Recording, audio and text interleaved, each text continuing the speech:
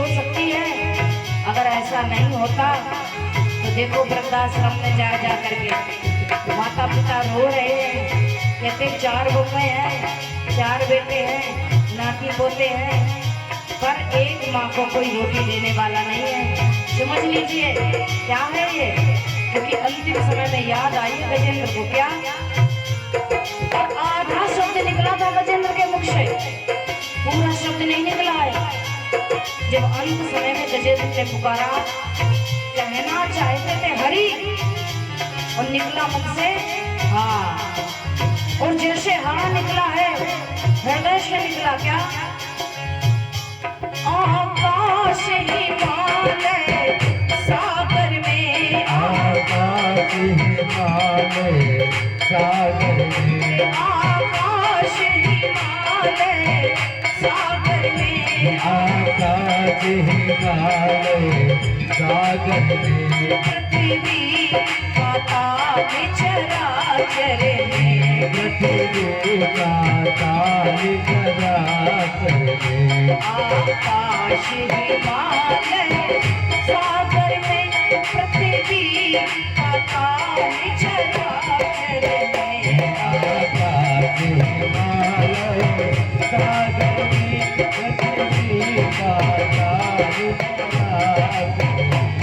ये मधुरी बोल गुंजारी रहे, ये मधुरी बोल गुंजारी रहे, जगदीश हरे, जगदीश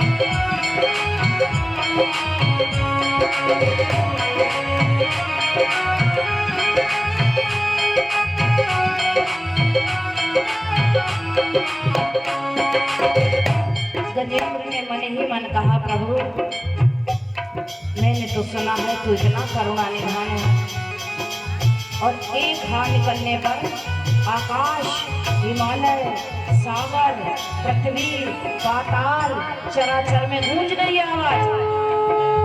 और जैसे आवाज गूंजी है, यहाँ गजेंद्र दास लगा रहा। क्या जब दया दृष्टि हो जाती है, जब दया दृष्टि हो जाती है, जब कृपा दृष्टि हो जाती है, जब कृपा दृष्टि हो जाती है। एक बार हमारे नंगल जी के लिए जोरदार तालियां बजाइए, जो अपनी नेक कमाई से इस प्रसंग पर खुश होकर के 100 रुपए की सेवा दान करे, पर जोरदार तालियां। जब दया दृष्टि हो जाती है, सूखी खेती हरियाली है, जब दया दृष्टि हो जाती है, सूखी खेती हरियाली है, जब कृपा दृष्टि हो जाती है, सूखी खेती हरियाली है, जब कृपा दृष्टि हो जाती है, सूखी खेती हरियाली है। किसी आश में बसे, किसी आश में बसे पुकार रहे, जगदीश हरे, जगदीश हरे, मेरे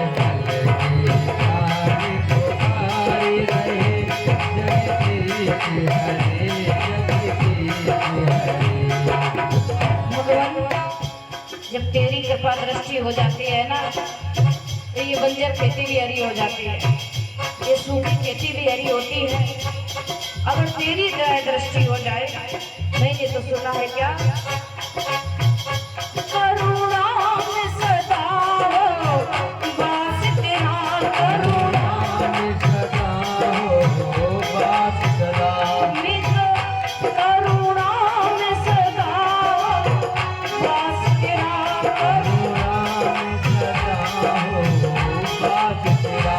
ये सेवक मेरा दास सदा, सेवक मेरा दास सदा, करुणा में सदा हो वास तेरा, ये सेवक मेरा दास सदा,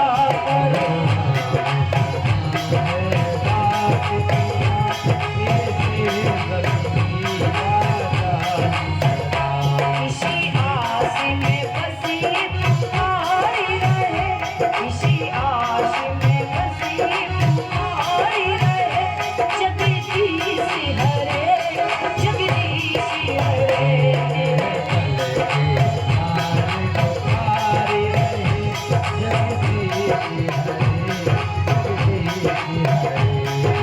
बल्ली के प्राण तुम्हारी रहे, मेरे बल्ली के प्राण तुम्हारी रहे, जगदीश हरे, जगदीश हरे, जगदीश हरे, जगदीश हरे, जगदीश हरे, जगदीश हरे,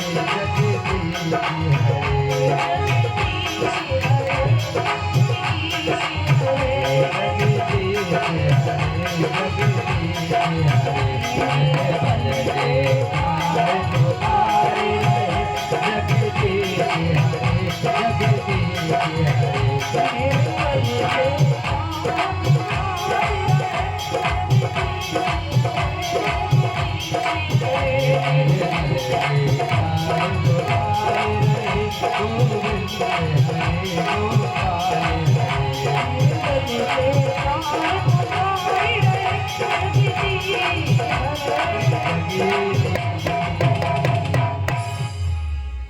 बोलो वृंदावन बिहारी लाल की,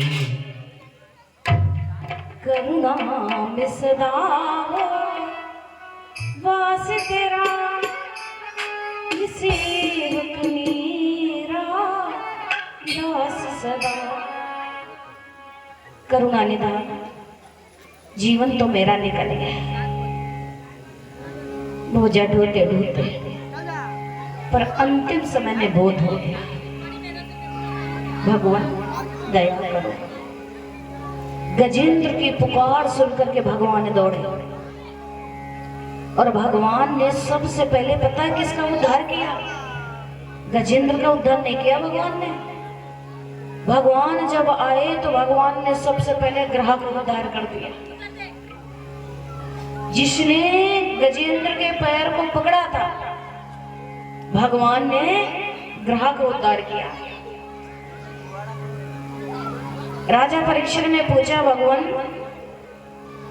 पुकारा तो गजेंद्र ने था, अरदास तो गजेंद्र ने लगाई, और भगवान ने ग्रह का उद्धार किया, ऐसा क्यों?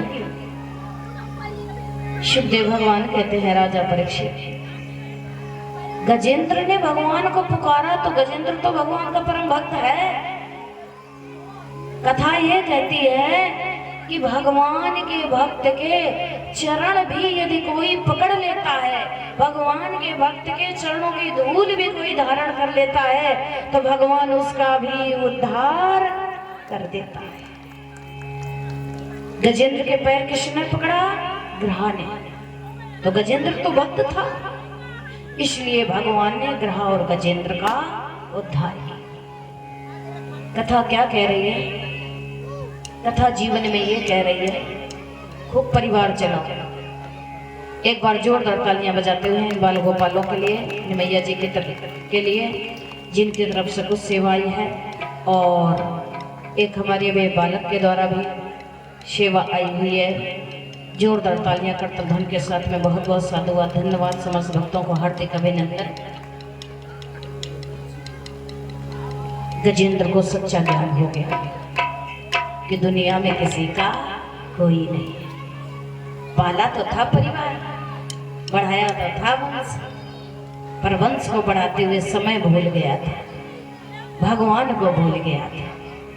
जो तारणहार है उसी को भूल गए थे। पर अंतिम समय में गजेंद्र को याद आ गई ना, अंतिम समय में याद आई गजेंद्र को। ऐसे ही ये संसार है, संसार में हम रात दिन बोझा ढो रहे, चले जा रहे हैं जिंदगी की सफर में, पर ये नहीं पता है कौन सा हमारा स्टेशन लास्ट हो जाएगा, ये नहीं पता। और अगर गजेंद्र का कुछ भी होता गजेंद्र का, तो जाता ना साथ में। परिवार नहीं गया, वंश नहीं गया, धन नहीं गया, दौलत गई नहीं गई, किसी के गया कुछ।